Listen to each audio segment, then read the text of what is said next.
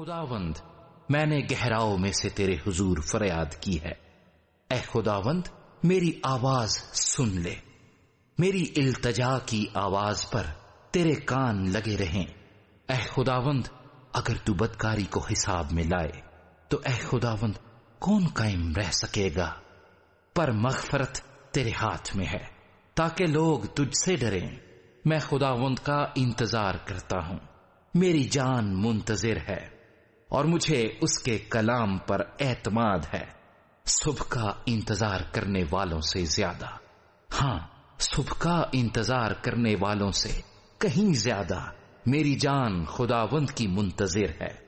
اے اسرائیل خداوند پر اعتماد کر، کیونکہ خداوند کے ہاتھ میں شفقت ہے، اسی کے ہاتھ میں فدیہ کی کثرت ہے، اور وہی اسرائیل کا فدیہ دے کر اس کو ساری بدکاری سے چھڑائے گا۔